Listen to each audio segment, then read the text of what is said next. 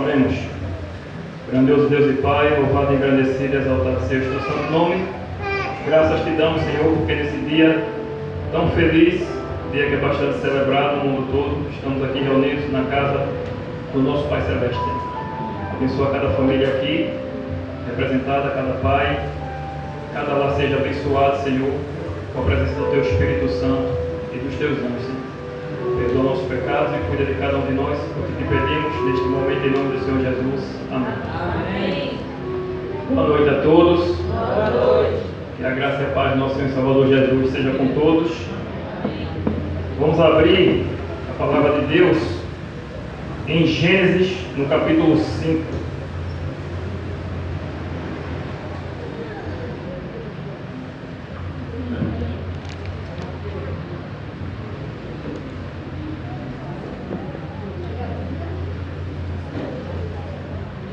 Gênesis capítulo 5, ele trata um pouco da genealogia.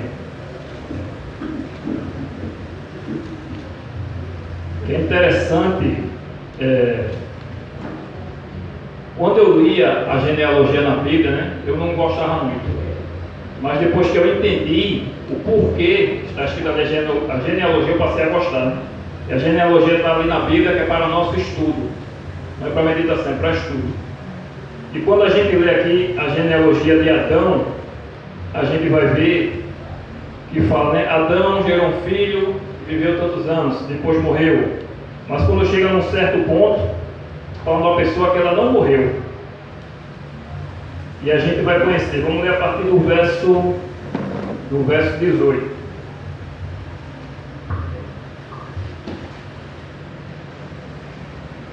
Gênesis 5. A partir do verso 18, diz assim: Jared viveu 162 anos e gerou a Enoque. Depois que gerou a Enoque, viveu Jared 800 anos e teve filhos e filhas.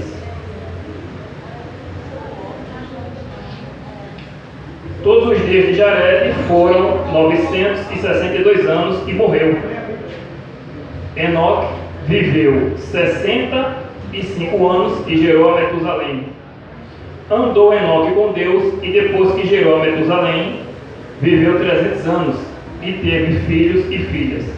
Todos os dias de Enoque foram 365 anos. Andou Enoque com Deus, e já não era porque Deus o tomou para si. É interessante quando a gente estuda também a genealogia, que fazendo as contas, quando eu estava fazendo esse sermão, Enoque nasceu quando Adão tinha 622 anos.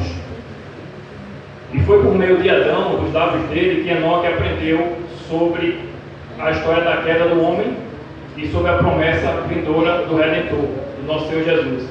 E não apenas aprendeu, mas ele creu na promessa. E foi um dos fiéis de Deus naquela época. Enoque, ele confiou na promessa divina, ele confiava em Deus. E depois do nascimento de seu primeiro filho, ele alcançou uma experiência mais elevada. Ao ver a pura confiança de seu filho em sua proteção, ele passou a entender a maravilhosa relação de amor de Deus com seus filhos. Ele passou a meditar mais profundamente em Deus. E como diz a Bíblia, ele andou com Deus e sua fé e seu amor eram maiores com o passar dos séculos. Hoje é uma data muito especial para algumas pessoas, para as outras às vezes até um momento de tristeza, mas de modo geral é uma data muito especial, muito importante na vida da família. E o que vem em nossa mente quando ouvimos, ou o que significa a palavra pai? A gente viu aqui várias definições, inclusive pelas crianças, né? Aqui também no vídeo como foi falado. Talvez venha em nossa mente, seja a mais comum, seja a palavra provedor, aquele que provê, principalmente a gente que estuda a Bíblia, e também a palavra protetor, né? Eu gosto de uma definição que diz assim, né? Pai é aquele que me ama. O significado da palavra pai, para mim, é aquele que me ama. E aí na Bíblia nós aprendemos qual é o papel do pai dentro da família, né? E a gente vê que não é só prover, mas é ser presente. Hoje, infelizmente, tem muitas crianças que são Então são órfãos de pais e mães vivos, né? Isso é realmente muito triste. Então o pai não é apenas aquele que provê e está bom demais, né? Isso aí é como eu vi o pastor Robson uma vez falando na sexta-feira, isso aí é ser assistente social. Qualquer um pode prover, desde que trabalhe, pode fazer essa função. Mas a função realmente de pai, ela é insubstituível. A mãe, por mais guerreira, batalhadora que seja, ela nunca vai conseguir substituir a figura paterna e vice-versa. Então, o pai, quando a gente vê na Bíblia, o pai ele tem que refletir o caráter de Deus para os filhos. E é por meio dele que o filho aprende da pessoa de Deus. O pai ele tem que transmitir valores, ele tem que ser presente e mostrar aos filhos esse conhecimento de Deus.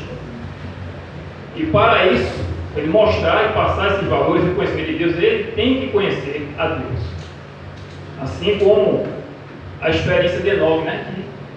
Quando ele se tornou pai, essa experiência com Deus ela se tornou mais elevada, porque ele passou a compreender melhor o cuidado de Deus para com seus filhos. E a relação de Deus para com seus filhos. Vamos abrir a palavra de Deus em Deuteronômio, é o 5º livro da Bíblia. Ele vai passar Gênesis, Êxodo, Números, Levítico e vai chegar em Deuteronômio. Deuteronômio no capítulo 6.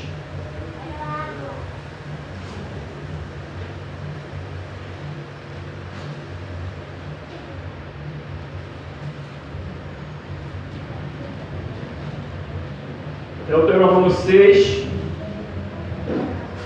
eu vou ler a partir do verso 4. Diz assim: Ouve, Israel, o Senhor Jeová, nosso Deus, é o único Senhor. Amarás, pois, o Senhor Jeová, teu Deus, de todo o teu coração, de toda a tua alma e de toda a tua força. Estas palavras que hoje te ordeno estarão no teu coração. Tu as inculcarás a teus filhos, ou seja, tu as colocarás na cabeça de teus filhos. E delas falarás, assentado em tua casa, e andando pelo caminho, e ao deitar-se, e ao levantar-se. Então, essa frase, andando pelo caminho, é muito importante, porque não é apenas com palavras, mas é também com atitudes, com ações. É por exemplo. O pai deve, por exemplo, ensinar o filho sobre Deus. Nos tempos bíblicos, o pai também, ele ficava encarregado de ensinar o filho uma profissão. O Senhor Jesus ele era carpinteiro porque ele aprendeu com José. E o pai era e é hoje também o sacerdote do lar. Ele é o líder espiritual da sua casa, né? E uma das funções também do sacerdote, além de ensinar sobre Deus, ensinar a lei de Deus a seus filhos, é também interceder por eles, é orar. É orar de manhã, de tarde e de noite. Não apenas aquela oração de pedir que Deus proteja, mas orar por pontos específicos, coisas do caráter do filho que ele quer que seja mudado, seja moldado pelo Espírito Santo. Jó, ele fazia sacrifícios pelos filhos, ele se levantava já de madrugada para interceder pelos filhos. E lá em Levítico, no capítulo 16, vamos voltar um pouco à Bíblia, livro de Levítico, você vai voltar aí, Números, e vai chegar em Levítico capítulo 16, mostrando uma das funções do sacerdote. Como é que o sacerdote se preparava para interceder pelo povo. Levítico no capítulo 16, eu vou ler apenas um verso 11. Gosto muito porque aqui é o contexto do dia da expiação. E diz assim: Arão fará chegar o novilho da sua oferta pelo pecado e fará expiação por si e pela sua casa. Então veja, primeiro você ora por si. Primeiro você confessa os seus pecados, você pede perdão a Deus e aí sim você está apto para orar e interceder pelos seus filhos, pela sua esposa, pela sua família.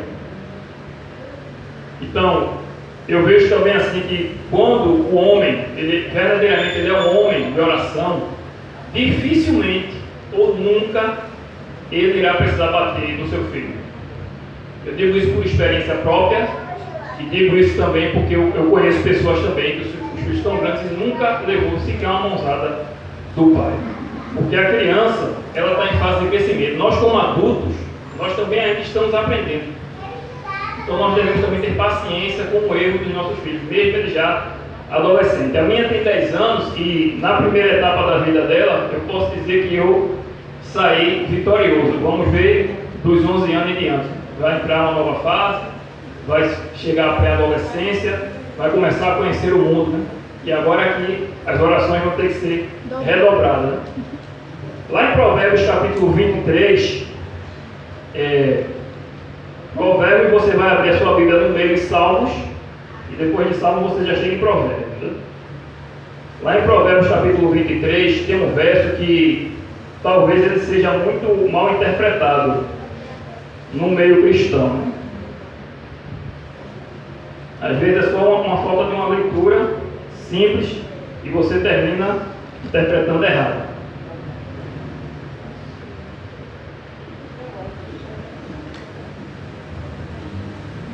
Muitos usam esse verso para justificar bater no filho, né? Diz assim, Provérbios 23, verso 13 e 14: não retires da criança a disciplina, pois se a fustigares, ou traduzindo melhor, né? Ou pois se bateres com a vara, não morrerá. Tu a baterás com a vara e livrarás sua alma do inferno. Então muitos pegam esse verso e acham que a Bíblia está mandando bater, mas não é bem assim.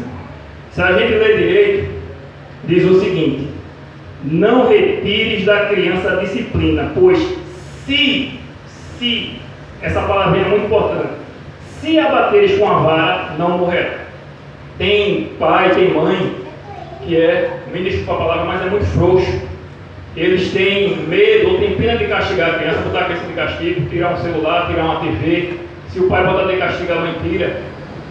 Então a Bíblia está dizendo aqui, até com uma certa dose de humor, se você bater na criança, ela não morrerá. Quanto mais se você corrigir, né? E dar um castigo. O verso 22, aliás, Provérbios 22, verso 15, diz assim: ó, a estutícia está ligada ao coração da criança, mas a vara da disciplina a afastará dela. Ou seja, a criança ela está em fase de aprendizado, está descobrindo coisas novas, né? E assim vai ser, assim é o processo da humanidade, né? O pastor, por exemplo, o pastor usa a vara para bater na ovelha ou para conduzi-la? Para conduzi-la. Salmo 23, verso 5 está escrito, né? Ainda que eu ande pelo vale da sombra da morte, não temerei mal algum, porque tu estás comigo. A tua vara e o teu cajado me consolam.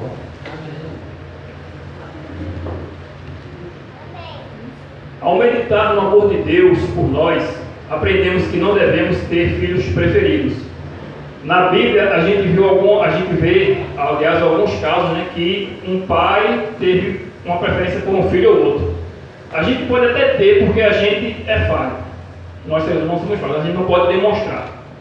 A gente viu no caso, por exemplo, de Isaac com Rebeca, que uma amava mais Esaú e a outra Jacó. O próprio Jacó repetiu o erro de seu pai, preferindo a José. E então, de igual modo, certo? Nós devemos amar nossos filhos de igual modo, amar todos, porque Deus ama a todos de igual modo. Eu não me sinto menos amado, por exemplo, se tem um irmão que está prosperando financeiramente, assim como isso não significa que porque está prosperando financeiramente mais do que eu, Deus me ama menos do que ele. E uma pessoa que recebe um salário mínimo apenas e todo mês é aquela luta para honrar os compromissos, não significa que aquela pessoa é menos amada, por exemplo, porque não tem nenhum problema com a família, mas o outro que tem dinheiro está com algum filho nas drogas. Então Deus ama a todos de igual modo. Também o pai, ele não deve fazer comparação, né? Não deve comparar seus filhos nem com o outro e nem com o filho de outras pessoas, né? Isso é muito ruim, isso é muito danoso para a mente de um filho, né? Nunca proferir também palavras de insulto. Isso gera raiva, isso gera revolta. Termina crescendo uma criança revoltada, uma criança que é só insultada, que só faz apanhar dentro de casa. Isso é muito perigoso. E virando a página, ou virando o lado da moeda, né? Gostaria agora de me referir para os filhos, né? As crianças, dos jovens, né? Dizia a eles que nunca se revoltem com o seu pai. Aceite o castigo, aceite a disciplina, aceite o não, mesmo que esteja sendo injustiçado, porque Deus tem grandes bênçãos reservadas para aqueles filhos que são obedientes. Amém. Só há um caso que a gente deve recusar obedecer, seja a Deus, seja aos homens ou a qualquer outra pessoa, pai ou mãe, quando for ferir algum princípio bíblico. Um pai querer ensinar o filho, por exemplo, a mentir, aí a gente não deve obedecer. Mas fora isso, aceite a disciplina. Lá em Efésios no capítulo 6, Efésios está no Novo Testamento, você vai passar os evangelhos, Mateus, Marcos, Lucas, João, Atos, Romanos, Coríntios, e aí você vai chegar em Gálatas, e depois de Gálatas, Efésios. E na maioria das vezes, né, quando um pai corrige disciplina, volta de castigo, ele está certo. Ele pode estar talvez até colocando um castigo desproporcional. Ele talvez não esteja sabendo se expressar, mas na maioria realmente o pai e a mãe estão certos. Efésios no capítulo 6 diz o seguinte, né? Efésios 6, verso 2, aqui citando Êxodo 20, verso 12, que é o 5º mandamento. Honra teu pai e a tua mãe, que é o primeiro mandamento com promessa. E qual é a promessa? Para que te vá bem e sejas de longa vida sobre a terra. E o verso 4, e vós pais, não provoqueis vossos filhos a ira, mas criai-os na disciplina e no conselho do Senhor. Amém. Então temos aí os dois lados. Voltando a falar um pouco de Judas, vamos abrir lá em Judas. Judas, ele fica um livro antes de Apocalipse, lá no final da Bíblia. Judas capítulo, só tem um capítulo. Judas no verso 14 e no verso 15 diz o seguinte: Judas 14 e 15. Também a estes foi que também profetizou Enoque, o 7º depois de Adão, dizendo: Eis que veio o Senhor entre as suas santas miríades, para exercer juízo contra todos e para fazer convictos todos os ímpios acerca de todas as obras ímpias que impiamente praticaram e acerca de todas as palavras insolentes que ímpios pecadores proferiram contra ele. Deixa eu só ler no verso 14. Quanto a estes foi que também profetizou Enoque, o 7º depois de Adão, dizendo: Eis que veio o Senhor entre as suas santas miríades para exercer juízo. Falando sobre isso, Ellen White diz o seguinte: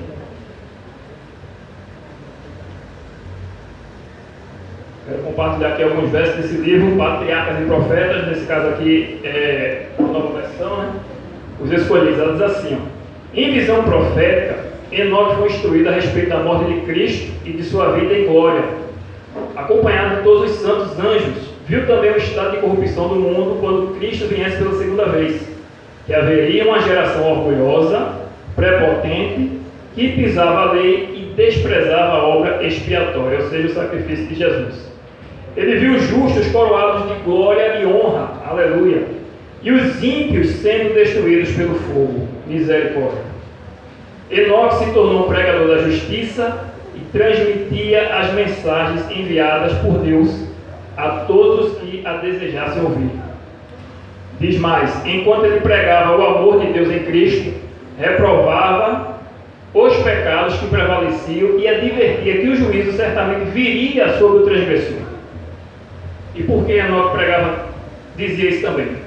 Ela diz aqui, ó: não somente coisas agradáveis que são faladas por homens santos, ou seja, Deus te ama, né? Deus te aceita como você é, Deus é bom, Deus é Pai, né? Mas também, diz aqui, Deus coloca nos lábios de seus mensageiros verdades que são penetrantes e incisivas como uma espada de dois gumes, porque o mundo precisa ser alertado do juízo vindouro. Em meio a uma vida de muito trabalho, Enoque era uma pessoa ocupada, Enoque manteve firmemente sua comunhão com Deus. Ou seja, não tem desculpa, não é trabalho, não é isso nem aquilo que vai nos afastar da comunhão com Deus. Não temos desculpa para isso. Por viver em constante comunhão com Deus, Enoque refletia mais e mais a imagem divina. Enoque tinha certeza da aprovação de Deus e continuou a lutar contra o mal até que Deus o retirou deste mundo de pecado e o levou para as puras alegrias do céu. Como a gente leu nos primeiros versos, né, que Enoque ele andou com Deus e foi trasladado, ou seja, foi arrebatado sem conhecer a morte. Enoque ele é um exemplo para nós hoje. Ele viveu 365 anos aqui na terra e assim nós devemos viver e andar com Deus 365 dias do ano. Cristo disse: tome a cada dia a sua cruz e me siga. Ou seja, não são os nossos gostos e a nossa vontade, é a vontade de Deus. O caráter de Enoque e essa comunhão que ele tinha com Deus, o pai e os filhos também devem ter hoje para resistir às tentações, para resistir aos malignos, o maligno. Aí mesmo, na primeira carta de João, no capítulo 2, eu quero encerrar com esse verso. Primeira carta de João, capítulo 2. Está aí bem pertinho de Apocalipse. Você vai botar algumas folhas.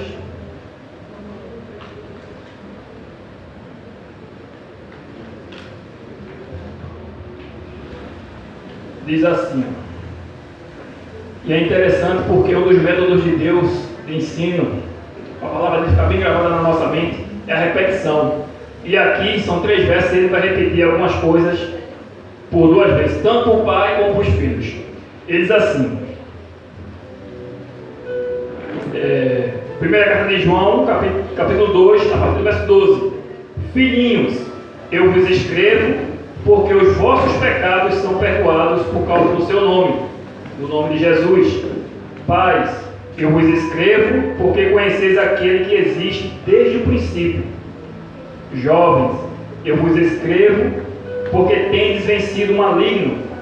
Filhinhos, eu vos escrevi porque conheceis o Pai. Pais, eu vos escrevi porque conheceis aquele que existe desde o princípio. Veja que aqui ele repete, mais uma vez ele repete: jovens, eu vos escrevi porque sois fortes e a palavra de Deus permanece em vós e tendes vencido o maligno. Então veja, será que nós como pais realmente conhecemos a Deus? Será que você jovem conhece também a Deus? E eu procurei também saber o que significa essa expressão, na língua portuguesa, a conjugação verbal, na verdade. Tendes vencido significa o seguinte: isso é pretérito perfeito composto indicativo. O que é que significa isso? Uma ação repetida que ocorreu no passado e que se prolonga até o presente. Então, nós devemos vencer o maligno a todo instante.